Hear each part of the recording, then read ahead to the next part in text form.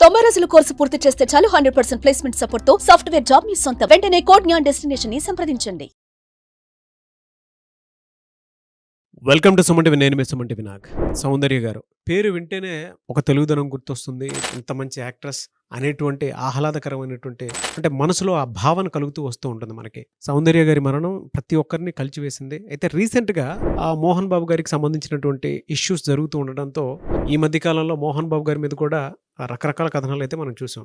అయితే ఒక్కసారి గతంలోకి కనుక వెళితే సౌందర్య గారికి అండ్ మోహన్ బాబు గారికి మధ్య ఎటువంటి భూతగాదాలకు సంబంధించినవి ఏమైనా ఉన్నాయా? ఏం జరిగింది? అండ్ మధ్యలో సౌందర్య గారి హస్బెండ్కి సంబంధించినటువంటి వివరాలు కూడా బయటికి రావడం జరుగుతుంది. వీటికి సంబంధించినటువంటి పూర్తి వివరాలు ఏం జరిగింది ఏంటి అనేది ఈరోజు మనతో పాటు హైకోర్టు అడ్వకేట్ అలగర్ రవీంద్రనాథ్ గారు ఉన్నారు. అది వారి మాట్లాడి తెలుసుకుందాం. Hello sir. హాయ్ అండి నాగరాజ్ గారు. సౌందర్య గారి హస్బెండ్కి సంబంధించి జనరల్గా అంటే ఆయన ఒక ట్విట్టర్లో కూడా మోహన్ బాబు గారికిను ఇప్పుడు జరుగుతున్నటువంటి ఇష్యూకి సంబంధం లేదు అని చెప్పేసి పోస్ట్ చేసినట్లయితే వివరాలు తెలుస్తూ ఉన్నాయి. అయితే ఏం జరిగింది అసలు?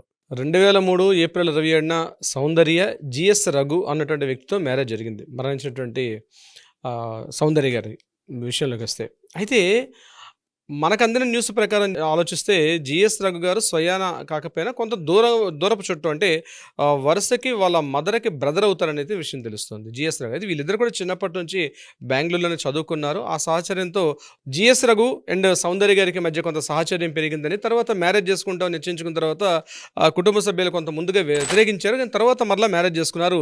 మ్యారేజ్ చేసుకొని గట్టిగా చూస్తే ఒక ఏడాది పాటు కూడా కలిసి లేరనుకుంటారు. ఎందుకంటే 2003 ఏప్రిల్ 27 మ్యారేజ్ అయింది.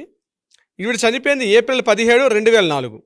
అంటే గట్టిగా ఇంకా 1 year కూడా కంప్లీట్ కాలేదు. చనిపోయినప్పటికీ ఆవిడ కూడా 5th month ప్రెగ్నెంట్ ఉమెన్ అని కూడా చెప్పారు ఆ సమయానికి. అయితే ఈ జిఎస్ రఘు గారు తర్వాత చాలా డిప్రెషన్లోకి వెళ్ళిపోయారని, ఆవిడ అంటే సౌందర్య గారితో అనుభవాలు మర్చిపోలేక చాలా సంవత్సరాల పాటు ఉండిపోయారని, తర్వాత 2014లో ఈయన గోవాలో స్థిరపడిపోయారు పూర్తిగా. ఈయన సాఫ్ట్వేర్ ఎంప్లాయ్ చేస్తూ కూడా ఈ విషయాలు కూడా మనకు అంతకుముందు వాళ్ళు ఇచ్చినటువంటి వాళ్ళ ఫ్రెండ్స్ అంటే ఈ మీడియా ముఖంగా వచ్చినటువంటి కొన్ని ఇంటర్వ్యూస్ ద్వారా మనకు అర్థమవుతుంది. 2014లో అపూర్వ అనే అమ్మాయిని గోవాలో ఈయన మళ్ళీ మ్యారేజ్ చేసుకున్నారు. మ్యారేజ్ చేసుకున్నాక 2 పిల్లలు కూడా కలిగి ఉన్నారు ఆయన. అయితే అప్పటి నుంచి కూడా మీడియా కానీ లేకపోతే ఎవరితో కూడా పెద్ద సత్సంబంధాలు లేవు. కానీ 2004లో ఎప్పుడైతే ఆవిడ చనిపోయిన తర్వాత ఆస్తి వివాదాలు మాత్రం చాలా జోరందుకున్నాయి. అంటే ఇక్కడ జలపల్లిలో ఉన్నటువంటి 6 ఎకరాల స్థలం కావచ్చు, బెంగళూరులో ఉన్నటువంటి కొన్ని ప్రాపర్టీస్ అంటే చాలా దినస్థితిలో వచ్చారు. యాక్చువల్ సౌందర్య వారి ఫ్యామిలీ చాలా పూర్ ఫ్యామిలీ. వాళ్ళ నాన్నగారు డైరెక్టర్గా పనిచేశారు. కానీ 96లో హార్ట్ అటాక్లో చనిపోయారు. తర్వాత వీళ్ళ బ్రదర్ అయినటువంటి అమర్నాథ్, తల్లి నిర్మల గారు, వీళ్ళ దీంతో ఈవిడ కాస్త వెలుగులోకి రావడం, తర్వాత బెంగళూరులో అంటే కన్నడ రంగంలో కానీ, తెలుగులో కానీ, తమిళ్లో కానీ అగ్ర కథానాయకులు అందరితో పాటు కూడా తను స్క్రీన్ షేర్ చేసుకున్నారు. చాలా సూపర్ హిట్స్ ఇచ్చిన తర్వాత కొంతవరకు ఆస్తులు సంపాదించుకున్న క్రమంలో అప్పుడు మోహన్ బాబు గారు ఆవిడకి పరిచయం అయ్యి, అంటే మోహన్ బాబు గారితో అప్పటికే కొన్ని సినిమాలు సక్సెస్ఫుల్ సినిమాలు తీశారు. ప్రధానంగా పెదరాడు అనే సినిమాలో ఆవిడ స్క్రీన్ షేర్ చేసుకున్నారు ఆ సినిమాలో. సో వాళ్ళిద్దరి మధ్య కొంత అంటే పెట్టుబడుల విషయంలో కానీ ఆ ప్రాపర్టీని ఎట్లా షేర్ చేసుకుంటే బాగుంటుంది, పలానా చోట పెడితే బాగుంటుందని చెప్పి మోహన్ బాబు గారు కూడా, అంటే ఆయన శోభన్ బాబు గారి యొక్క మోహన్ బాబు గారు ఏం చేశారంటే శోభన్ బాబు గారి నుంచి కాస్త ఆ యొక్క సిస్టమ్ని అడాప్ట్ చేసుకున్నారు. ప్రాపర్టీస్ అండ్ రియల్ ఎస్టేట్లో ఎక్కడెక్కడ ఇన్వెస్ట్ చేస్తే బాగుంటుంది, రియల్ ఎస్టేట్ మీద ఇన్వెస్ట్ చేసుకోవడం వల్ల ఫ్యూచర్లో ఎప్పటికైనా డెవలప్మెంట్ అవుతుందని చెప్పి ఒక విజన్గా వచ్చారు. అదే క్రమంలో సౌందర్య గారు కూడా ఈ విషయాన్ని అప్రోచ్ అయ్యి ఇద్దరు కలిసి కొన్ని చోట్ల కూడా పెట్టుబడులు పెట్టడం జరిగింది.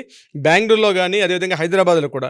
శంషాబాద్ ఎయిర్పోర్ట్కి వెళ్తున్న బిఫోర్ గగన్పహాడ్ దగ్గరలో జల్పల్లి అన్నటువంటి ఏరియాలో పక్కపక్కనే వీరొక 6 ఎకరాలు, అతను ఒక 4 ఎకరాలు తీసుకున్నారు. ఈ 6 ఎకరాల స్థలంలో కూడా జాయింట్ ఇన్వెస్ట్మెంట్ చేశారు.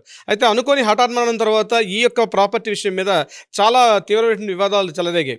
దీని మీద మోహన్ బాబు గారు కూడా చాలా గట్టిగా కూర్చుంటే ఫ్యూచర్లో వీటి మీద ఎటువంటి ఇబ్బందులు కలగకుండా ఉండాలని చెప్పి ఫ్యామిలీ దగ్గర నుంచి కూడా ఒక ఎన్ఓసి తీసుకురావాలనే ప్రయత్నం కూడా చేశారు. అయితే ఇదే క్రమంలో చనిపోయే సమయానికి సౌందర్య గారు 2 సినిమాలు ఇంకా కంప్లీట్ చేస్తూ ఉన్నారు. ఒకటి శివశంకర్ అనే సినిమా మోహన్ బాబు గారితో ఓన్లీ క్లైమాక్స్ ఇంకా షూట్ చేయలేదు.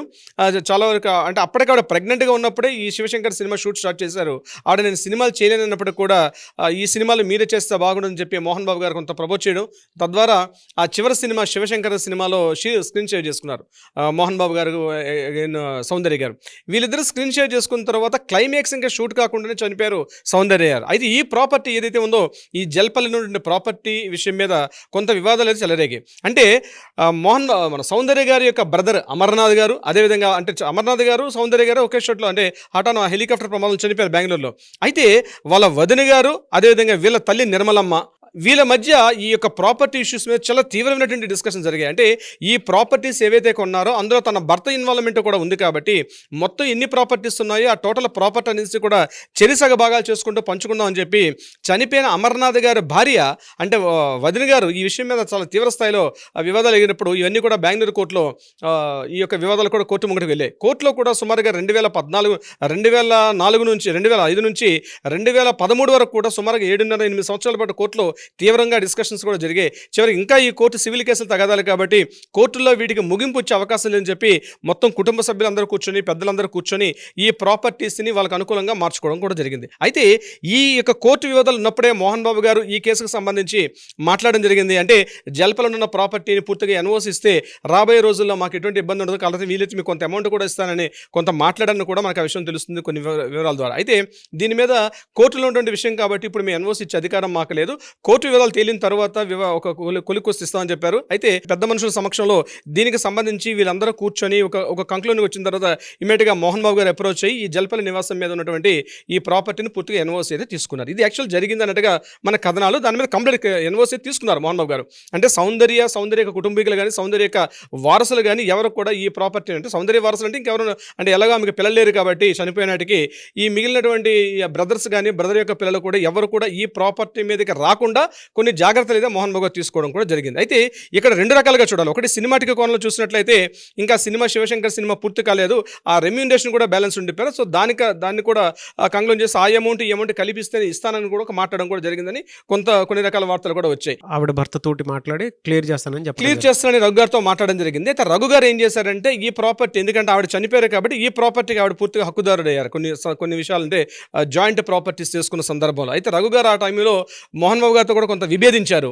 కానీ రీసెంట్గా ఏదైతే ఈ యొక్క మర్డర్ మిస్టేక్ సంబంధించి ఎప్పుడైతే ఈ చిట్టుబాబు అనేటువంటి ఖమ్మం జిల్లా సత్యనారాయణపురం చెందినటువంటి ఈ చిట్టుబాబు గారు ఎప్పుడైతే నిన్న పోలీస్ స్టేషన్కి వెళ్ళి ఎఫ్ఐఆర్ ఎప్పుడైతే నమోదు చేశారో ఇమీడియట్గా ఇవన్నీ మళ్ళీ ఈ కనుమరుగైపోయినటువంటి వాస్తవాన్ని కూడా మరొకసారి తెర ముందుకు వచ్చే ఇవన్నీ కూడా ఇక్కడ పొలిటికల్ ఇష్యూగా చూసినట్లయితే ఇక్కడ టీడీపీ పార్టీ అదేవిధంగా బీజేపీ కలిసి అప్పుడు చేశారు. అంటే అప్పుడు ఇంకా తెలంగాణ అనేది ఇంకా రాష్ట్ర ఆవిర్భావం జరగల 2004కి ఇంకా ఉమ్మడి ఆంధ్రప్రదేశ్ ఉంది. ఉమ్మడి ఆంధ్రప్రదేశ్లో వీడి కంటెస్ట్ చేయడం అంటే పొలిటికల్గా కూడా ఏమైనా ఉందన్న విషయంలో కూడా ఆయన కొంత డౌట్ చేస్తూ కూడా రాయడం జరిగింది. ప్రధానంగా మోహన్ బాబు గారు ఈ యొక్క జల్పల్లి నివాసంలో ఉన్నటువంటి ఏదైతే ప్రాపర్టీ ఉందో దీనికి పూర్తిగా ఈ మర్డర్ వెనకాల మోహన్ బాబు గారే ఉన్నారు అని చెప్తూ ఆయన ఇచ్చినటువంటి కొంత కాంట్రవర్సీ దారితీస్తుంది, సంచలనంగా మారింది. అయితే దీనికి ఇమీడియట్గా ఆయన ఒక లేఖ రాశారు ట్విట్టర్లో పోస్ట్ చేస్తూ కూడా రఘు గారు ఆయన ఇమీడియట్గా ఒక పోస్ట్ కూడా చేశారు. ఆ పోస్ట్ ఏంటంటే మోహన్ బాబు గారికి ఈ యొక్క ప్రాపర్టీకి మాకు ఎటువంటి సంబంధాలు లేవు, గడిచిన 25 సంవత్సరాలుగా మాకు సత్సంబంధాలు ఉన్నాయి, కానీ ఈయన అనవసరంగా వివాదాలు తీసుకురావద్దని చెప్పి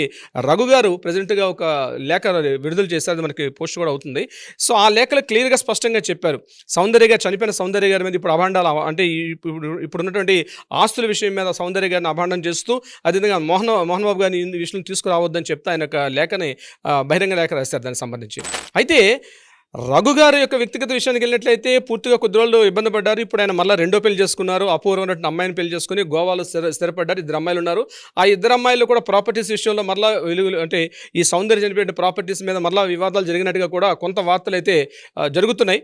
కొద్ది రోజులు అవి కూడా బయటకు వచ్చే అవకాశం ఉంటుంది. బట్ ఏదేమైనప్పుడు కూడా మరణించినటువంటి సౌందర్య గారి మీద ఇటువంటి అభియోగాలు రావడం అదొక మర్డర్ జరిగింది, అది యాక్సిడెంట్గా జరగలేదు, ఒక మర్డర్ జరిగిందని చెప్పి రీసెంట్గా సంచలనమైన వార్త ఏదైతే అతను చిట్టుబాబు గారు వెళ్ళి ఖమ్మం జిల్లా సత్యనారాయణపురం పోలీస్ స్టేషన్లో ఆయన ఎప్పుడైతే కంప్లైంట్ చేశారో మళ్ళా వివాదం మొదటికి వచ్చినట్టుగా అయింది. చూద్దాం ఏం జరుగుతుందో నాగరాజు గారు విషయానంతా కూడా చూద్దామండి ఏ విధంగా ఉండే అవకాశం ఉంటుంది అనేది. Anyways thank you so much అలాగే రవీంద్రనాథ్ గారు. Thank you so much Nagaraj గారు.